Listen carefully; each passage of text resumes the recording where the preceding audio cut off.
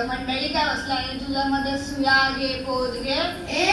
तुझ्या घरामध्ये काही चोरी करायला आली की डाका टाकायला आली? तुझ्या घरामध्ये काही चोरी करत नाही का डाका टाकत नाही? थोडंसं भाकरीचा गुटका दे की, पण मी जात आहे. भाकरीचा गुटखा? हो. पहा इकडचे तिकडचे लोक येतात आणि आपल्या मराठी माणसाला परेशान करतात. कसं म्हणतायत का मला? अरे भाऊ, तुझ्याच मराठी मातीमधलं जन्माला आलेलं छोटंसं संस्काराचं फूल भांगड म्हणताय खाला. अरुण, ही काय भानगड आहे? भांगड?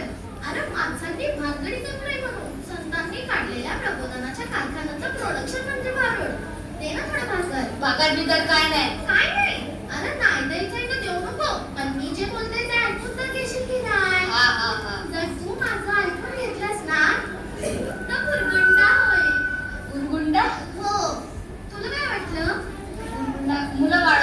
अरे भाऊ, गुरगुंडा म्हणजे लेकरं बाळ नाही.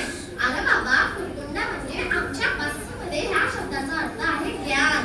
तुला ज्ञान होईल की ज्या युगामध्ये धावदार असतात तर ते असतात. तुझ्या आई तुझ्या भाषेत, परंतु तू दादा चुकलास की तुझी ती चुकलेली जागा दाखवण्यासाठी संतांनी रत्नांचं, भारुडांचं, वाघाळ्याचं निर्मिती केलेली आहे भाऊ. मला सांग, एखादं काही ग्रंथ सुरू होतं तर त्याचा दुसरा वृत्ती काढता येतं. भारूड काढलं तर त्याचा झेरॉक्स काढता येतं. परंतु मला सांग भाऊ, या ग्रंथांचा संस्कार करून घेण्यासाठी या नंद्याची प्राप्ती परमात्माने आम्हाला करून दिली. या नंद्याची झेरॉक्स मशीन मग झाली का रे तयार? नाही. म्हणून तर मी म्हणते, जर तू माझं ऐकलंस ना तर गुरगुंडा होईल बाया गं. तुला गुरगुंडा होईल.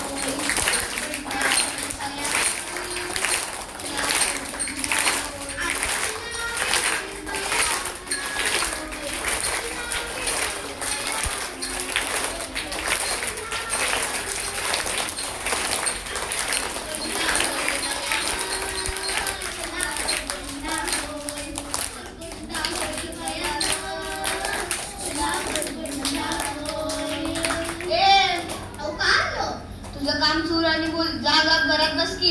हे बघा, सुरू झालं यांचं काय सुरू झालं? कंपॅरिजन. कोणता रिझन?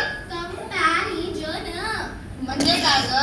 बया, तुलना. मला ना तुलना करणं सोडा. आता तुम्ही माझं ऐका. बोल की. बाया न बापे खरं तर देवाची झीले करं. हाय की नाही? हाय की नाही? हा हा हा. मग कंपॅरिजन करणारे तुम्ही आम्ही कोण र? आता असं करेल त्याचं वाटोळा होईल. वाटोळं होईल. गाठोळा होईल. गाठोळं होईल.